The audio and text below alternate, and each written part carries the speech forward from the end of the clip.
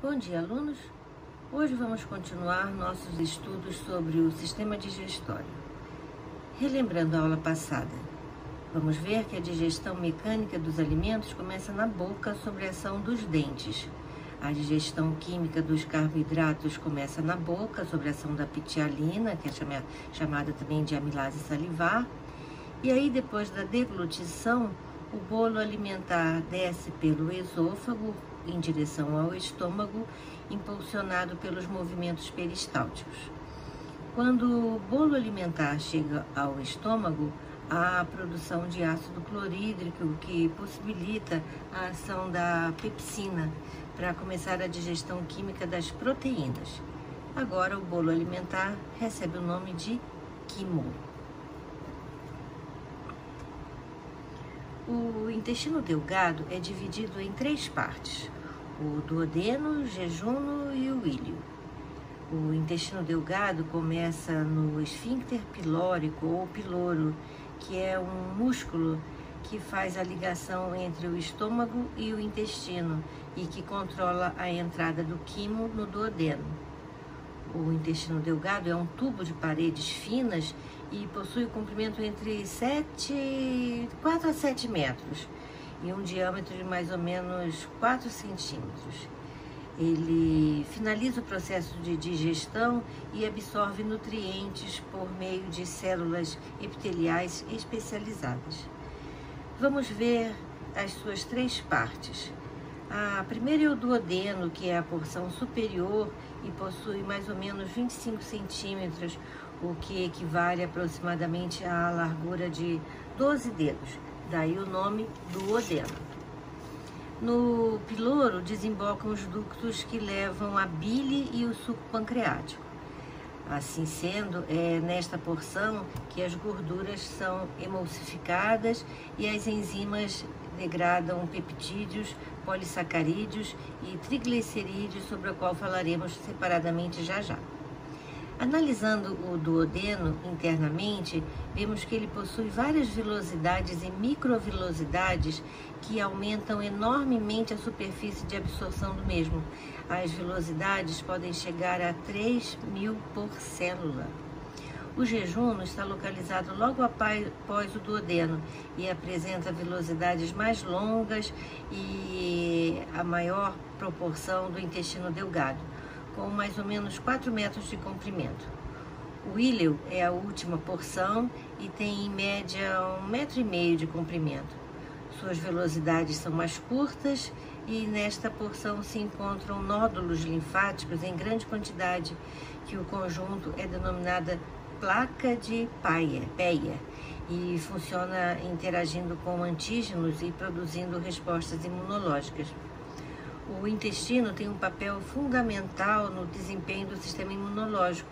Ele é o principal órgão de defesa da imunidade, com mais da metade das nossas células de defesas imunes, os linfócitos, que residem lá. Esses linfócitos ajudam a identificar os alimentos e as bactérias da flora intestinal e atacam qualquer coisa que seja estranha ao nosso corpo. Elas desencadeiam um procedimento de advertência. Às vezes nos mandam avisos falsos que podem ser desencadeados por um ataque do sistema imunológico, mas por uma intolerância ou uma alergia. Isso às vezes ocorre quando a flora intestinal está desequilibrada. Mas voltando à função digestória, milhares de pequenas glândulas localizadas na mucosa intestinal produzem uma secreção denominada suco intestinal, também conhecido como suco entérico, que contém diversas enzimas.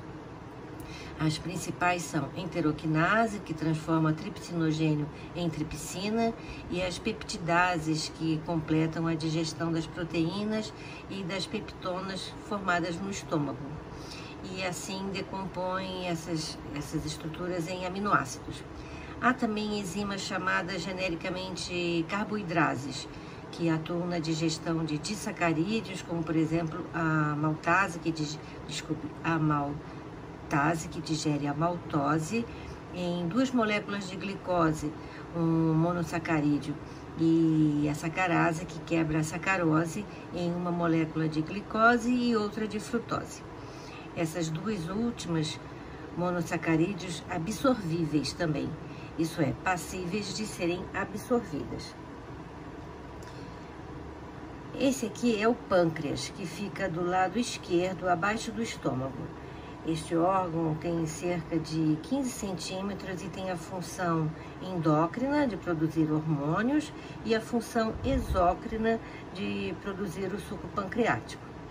As células pancreáticas secretoras de enzimas formam pequenas bolsas denominadas ácidos pancreáticos, dos quais partem ductos finos secretores que se fundem formando o ducto pancreático.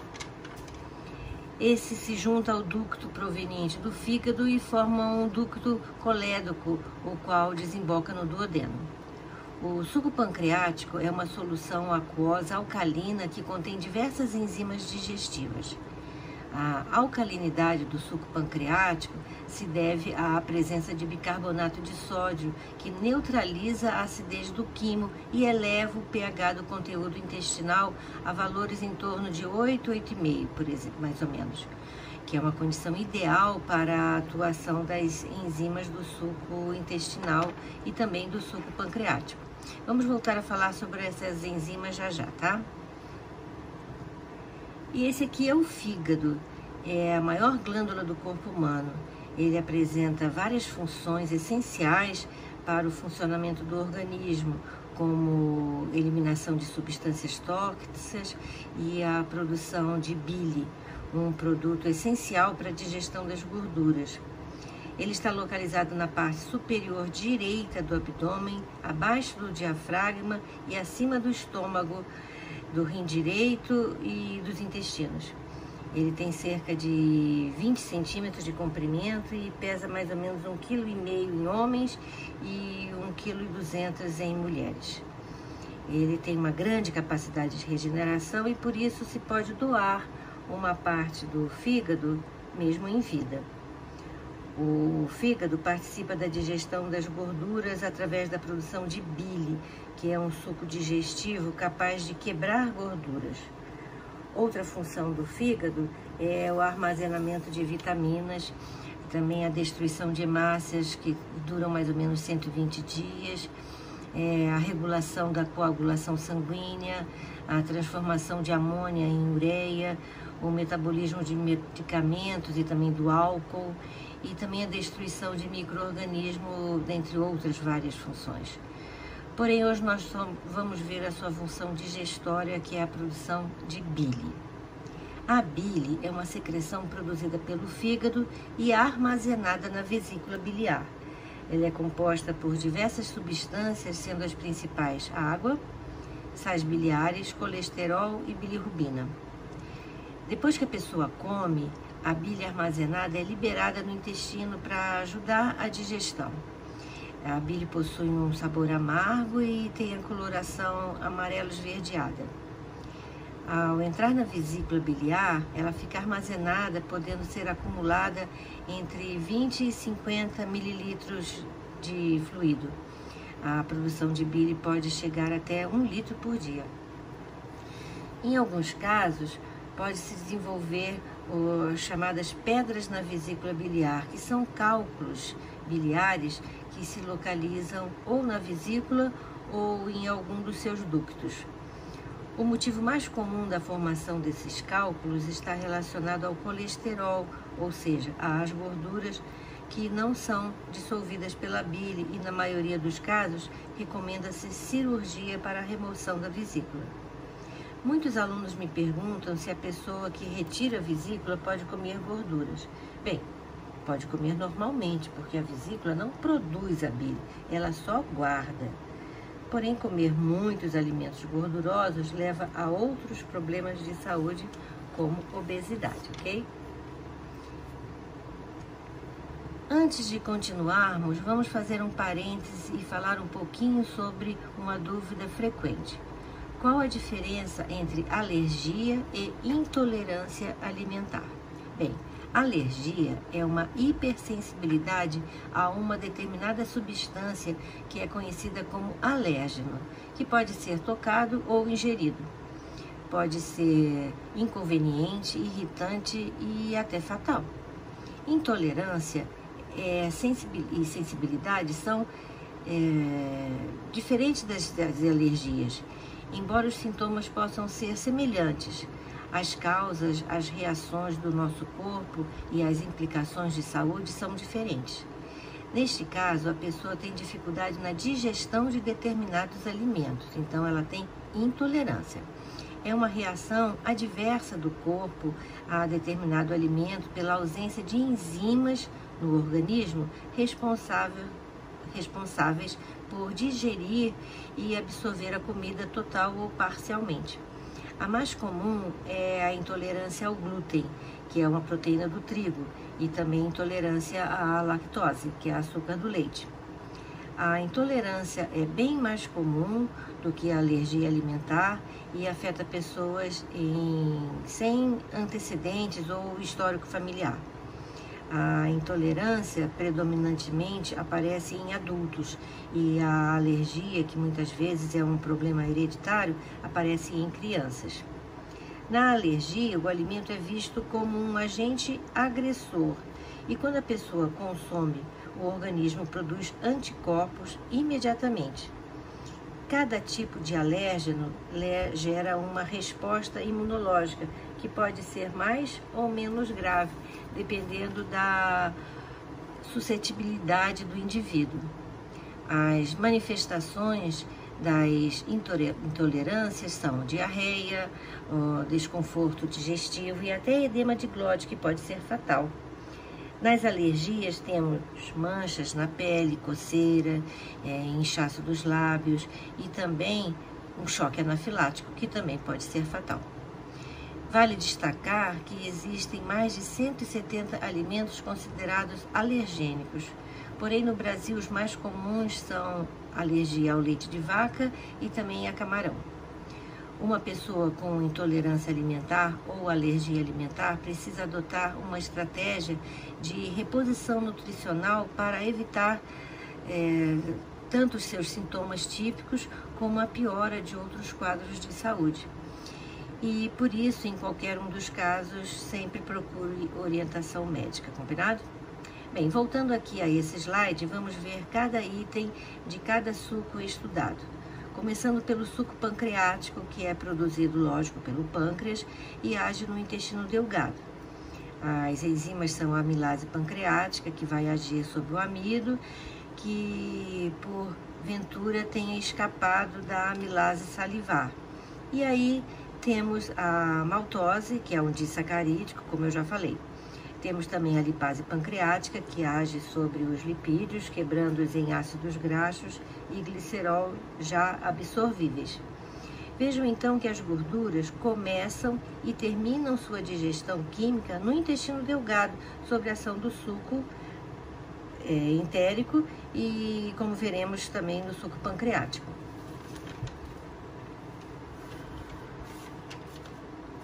E também temos a tripsina e a quimiotripsina, que digere proteínas e peptonas, transformando-as em moléculas menores, um pouco menores os peptídeos. Da mesma forma que a pepsina estomacal, a tripsina e a quimiotripsina e as peptidases são liberadas pelo pâncreas em suas formas inativas, denominadas respectivamente tripsinogênio, quimiotripsinogênio e propeptidases.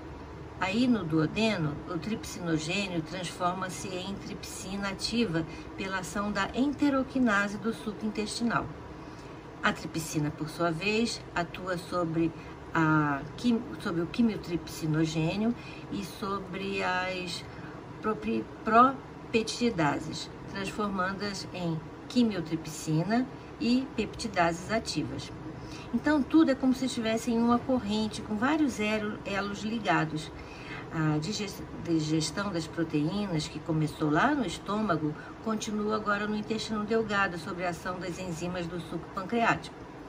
O suco pancreático é então muito importante pelas suas enzimas e por tornar o ambiente básico para que elas possam atuar, e também porque protege as paredes do duodeno da acidez do quimo, graças ao bicarbonato de sódio. Agora vamos falar sobre o suco entérico, também chamado de suco intestinal. Produzido pela mucosa intestinal, vai agir no intestino delgado mesmo, ele é produzido e vai agir no mesmo lugar. Eles têm as enzimas amilase intestinal, que vai quebrar a maltose em monossacarídeos, glicose mais glicose, a eripsina, que vai agir sobre os oligopeptídeos, quebrando-os em aminoácidos absorvíveis, e a lipase intestinal, que quebra os lipídios em ácidos graxos e glicerol, também absorvíveis. O pH do suco entérico também é básico, em torno de 8, 8,5. O último suco que nós vamos falar é a bile, que é produzida no fígado e armazenada na vesícula biliar e não possui enzimas. Então, ela não faz a digestão química de nenhum tipo de alimento, ela só emulsiona gorduras e assim possibilita a ação das lipases. A bile age sobre o pH básico também e é composta de sais biliares e pigmentos biliares. Agora, não falamos mais em quimo, em sim em quilo, que é uma solução esbranquiçada após a liberação do suco intestinal, do suco pancreático e da bile.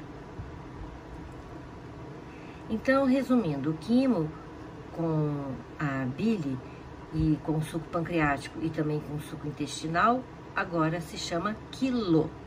Esses sucos fazem uma ação química sobre os alimentos e os movimentos peristálticos presentes desde lá do esôfago fazem a digestão mecânica e formando então o quilo. Resumindo novamente, o quilo é o resultado do quimo mais os sucos pancreáticos e intestinal e mais a bile. E isso acontece no intestino delgado.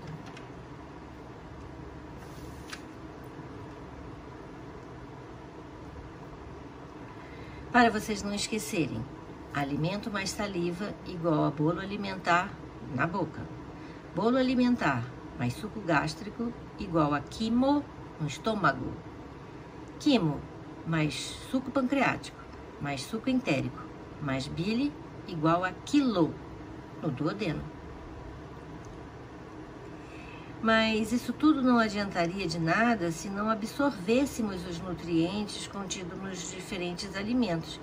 E aí entram as microvilosidades, como eu já falei. Elas aumentam a superfície de contato do alimento com o intestino, pois apenas poucas substâncias podem ser absorvidas diretamente no estômago, como por exemplo o álcool etílico e a água e alguns sais minerais. Os aminoácidos e glicídios atravessam as células da mucosa intestinal e passam para o sangue, que circula nos capilares sanguíneos do intestino. Esses se reúnem e formam uma veia porta hepática, que conduz os nutrientes absorvidos até o fígado. Daí, os nutrientes são conduzidos ao coração pela veia cava inferior e, em seguida, são distribuídos para todas as células do corpo pelo sangue, que deixa o coração. Assunto que nós vamos ver nas próximas aulas. Após uma refeição rica em glicídios, grande parte da glicose do sangue é absorvida por células do fígado e convertida em glicogênio, que será armazenada para ser usado em períodos de jejum.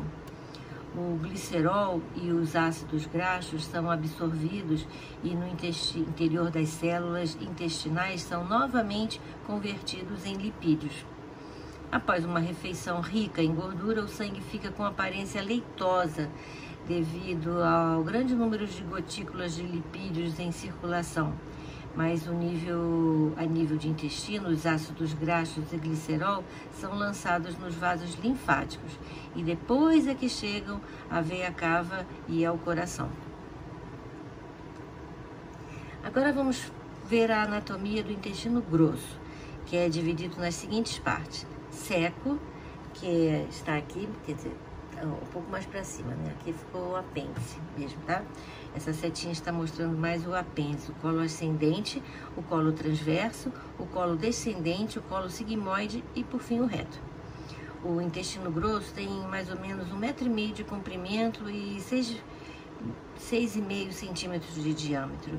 E é onde ocorre a última fase da digestão e a sua principal função é absorver água e também armazenamento e eliminação da massa fecal. E nessa etapa existe também a ação da flora bacteriana intestinal, decompondo compostos que ainda não foram digeridos. A flora bacteriana intestinal é um grupo de bactérias presentes no intestino, fundamentais para o equilíbrio do pH e também para combater infecções. E também elas neutralizam, ou melhor, sintetizam vitaminas K e vitaminas do complexo B, além de melhorar o processo de digestão com a produção de enzimas que degradam nutrientes complexos. As partes do intestino grosso são o ceco, que serve como ligação entre o intestino delgado e o grosso, e aí entre o ceco e o íleo existe uma válvula que impede o refluxo do material que já foi conduzido para o intestino grosso. É nele também que se localiza o apêndice cecal, onde ocorrem atividades de células de defesa e onde se abrigam diversas bactérias que auxiliam na digestão. Quando o apêndice se inflama, nós temos a chamada apendicite e muitas vezes deve ser retirado cirurgicamente. O colo ascendente sobe verticalmente quase até a altura do fígado. O colo transverso se localiza horizontalmente. O colo descendente desce verticalmente e o colo sigmoide se segue ao reto. O reto tem cerca de 15 centímetros. Na sua parte mais dilatada, armazena as fezes, até que sejam eliminadas. Por volta dos 2 anos, mais ou menos, a criança já aprende a controlar os esfíncteres do reto, o esfíncter interno e o externo. E a eliminação das fezes somente acontece em ambiente adequado. Os restos não aproveitados de uma refeição levam mais ou menos 9 horas para chegar ao intestino grosso e aí permanecem geralmente por 1, 2 ou 3 dias. Durante esse período há uma intensa proliferação de bactérias e parte da água é absorvida. Aí formam-se as fezes. Quanto mais tempo aí permanecerem, mais água é absorvida e mais seca ficam as fezes. Cerca de 30% da parte sólida das fezes é composta de bactérias vivas e bactérias mortas. O restante é composto por fibras de celulose e outros componentes que não foram digeridos. São pigmentos biliares que dão a cor marrom escura das fezes. Aí se proliferam importantes bactérias que mantêm relações de trocas de benefícios com os hospedeiros humanos. As bactérias produzem vitaminas K e vitaminas do complexo B e nós as alimentamos e lhes damos abrigo. Elas formam a flora intestinal. Novamente aqui citamos a absorção da água e também a formação das fezes com os produtos não absorvidos. E quem controla esse processo? O sistema nervoso autônomo e o sistema endócrino. Como já vimos, somente a visão do alimento pode estimular a salivação na boca e no estômago, e onde há uma secreção de enzimas digestivas e ácido clorídrico. A presença do alimento rico em proteínas é o principal estímulo para certas células da parede estomacal liberarem do sangue o hormônio gastrina, que a presença estimula a mucosa gástrica a secretar suco gástrico e também relaxa o piloro e contrai a cárdia. Outro hormônio que atua na digestão é a secretina. Ela inibe a secreção gástrica no estômago, reduz a mobilidade intestinal, estimula a secreção pancreática, estimula a produção de bile e também a secreção do suco entérico. Isso acontece quando acontece a entrada do quimo no duodeno. Gorduras ou proteínas parcialmente digeridas no quimo estimulam as células duodenais a produzirem colecistoquinina, que estimula a eliminação da bile e também do suco pancreático. E por fim, o quimo, quando chega ao intestino, estimula a liberação do inibidor gástrico, também chamado de enterogastrona. E o que esse hormônio faz? Ele diminui os movimentos peristálticos e assim dá mais tempo para que a digestão aconteça. Essa liberação é diretamente proporcional ao teor de gordura ou carboidratos no quimo. Então, quanto mais gorduroso ou mais carboidratos tiver na sua alimentação, mais enterogastrona você vai produzir. Outro hormônio que o estômago produz é a grelina, e sua principal função é estimular a fome, e assim avisa ao cérebro que é hora de comer. Já a lipsina dá a sensação de saciedade. Como ela é produzida no trato digestório, tem que cair na circulação sanguínea e aí chegar ao cérebro e levar um tempinho até o nosso cérebro entender que já comemos o suficiente. Quando nós comemos muito rápido, acabamos comendo um pouco a mais do que na realidade precisaríamos. Com esse hábito por anos seguidos, nosso estômago pode se dilatar e aí vamos comer cada vez mais para ter a mesma sensação de saciedade. Esse é um dos muitos motivos que podem levar à obesidade. Lógico que a ingestão de alimentos muito calóricos é a principal. Talvez, mas até aspectos genéticos e culturais interferem na forma que damos ao nosso corpo. Além dos hábitos mais ou menos saudáveis associados à prática de atividade física, o biotipo, as escolhas, a genética e a cultura e o passar dos anos atuam na quantidade de gordura que acabamos acumulando, muitas vezes nas áreas mais desagradáveis possíveis do nosso corpo. Os homens geralmente na região abdominal e as mulheres geralmente nos quadris. Esse slide repete em forma de quadro resumido tudo que acabamos de falar a respeito dos hormônios. Então, o hormônio, a fonte, o que estimula a produção desse hormônio e como ele age, tá bom? E esse slide resume as ações do hormônio, dos hormônios que controlam a digestão, que também eu já falei. Então, os hormônios que são produzidos, aonde são produzidos e quais as funções que eles desempenham. Então, revisando. Vamos assistir a um vídeo bem legal que mostra o caminho do alimento dentro do sistema digestório e aí você pode até aproveitar para treinar o seu inglês. And with her new teeth, she can take on more solid foods. Digestion starts in the mouth. Teeth grind up the food. A digestão começa na boca. Special glands under the tongue pump out saliva. Ação dos dentes, da língua, To da help saliva, break down and lubricate the food on its 12-hour, 13-foot journey through the gut. It'll pass from the stomach into the coils of the small intestine before finally passing into the large intestine.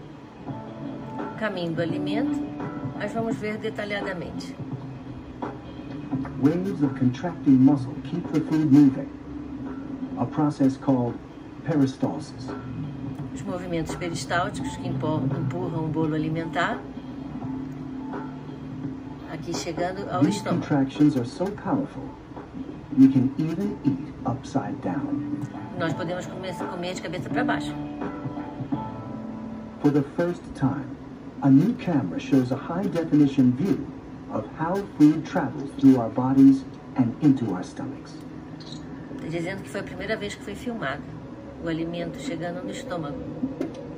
Veja as velocidades aqui no estômago, né?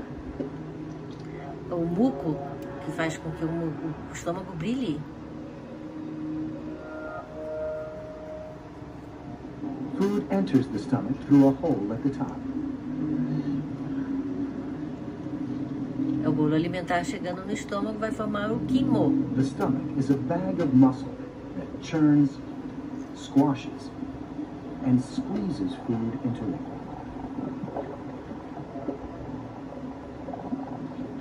At the same time, acids break the food down. The stomach walls protect themselves with a lining of mucus. Falando que o estômago Without se it, autoproduz, the acids could protege. digest parts of the stomach itself, causing stomach ulcers.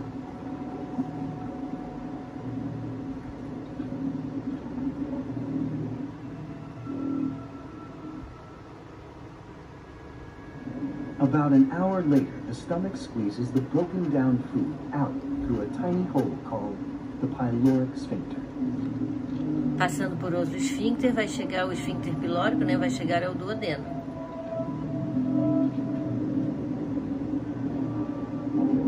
The food enters the small intestine, an 11-foot coil of tube where we absorb most of the nutrients.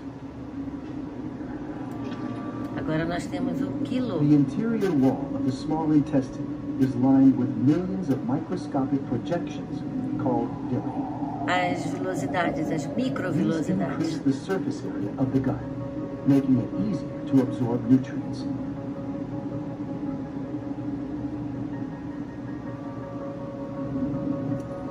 First, the pancreas pumps out a juice that neutralizes stomach acid. O suco pancreático neutralizando a Then acidez do bile from the quimo. liver breaks down the fats into tiny droplets. A bile, que é amarelo Smaller esverdeado. droplets are easier for the intestine to absorb.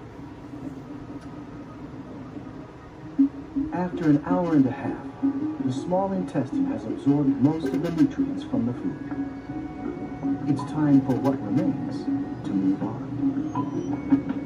It enters the large intestine through this, the ileocecal sphincter, a valve that keeps our food from going back where it came from. Agora no intestino grosso. What's left is a mix of waste food and dead cells from the walls of the gut.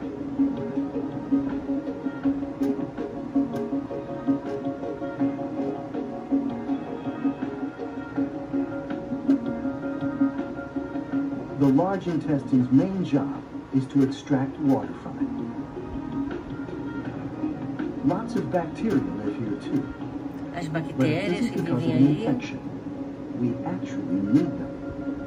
They produce enzymes that break down complex carbohydrates in our food.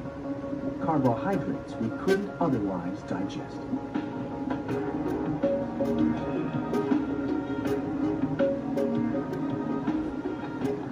Finally, after about 12 hours, we expel what's left of our first meal. depois de mais ou menos 12 horas, nós vamos eliminar o que não foi absorvido. O nenenzinho sujou a fralda.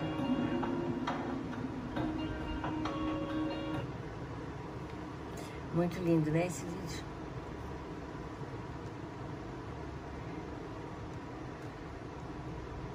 Então vamos ver nesses slides aqui as partes do sistema digestório, né?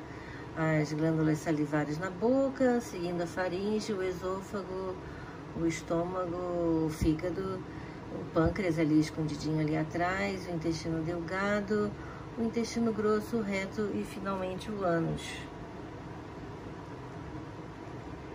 E esse slide faz o mesmo, bem resumido, né? Faz o mesmo resumo bem legal do local do corpo em que as enzimas atuam e os seus resultados da digestão dos carboidratos, que começa na boca, nada acontece com os carboidratos no estômago e termina no intestino, e quando absorvemos os monossacarídeos. Aqui o mesmo slide sobre a digestão química das proteínas, que inicia no estômago e termina no intestino quando absorvemos os aminoácidos. Por fim, a digestão resumida dos lipídios, que começa e termina no intestino, e finalmente absorvemos ácidos graxos e glicerol. Esse slide resume toda a digestão química e destaca também os diferentes sucos digestórios, né? E o pH de cada parte do tubo digestório. E para terminar essa aula, eu acho muito interessante esse assunto, vamos ver esse super resumo que vocês podem consultar sempre que forem estudar. Então, os órgãos anexos, né, glândulas salivares e tal, depois o que acontece na boca, depois na faringe, no esôfago, no estômago, no intestino delgado e no intestino grosso. Esse resumo aqui está ótimo e você deve consultar sempre que você precisar. Bem, alunos, nós terminamos a aula com a frase que começamos. Nós somos aquilo que comemos, então comam bem para o seu próprio bem, ok? Até a próxima, tchau!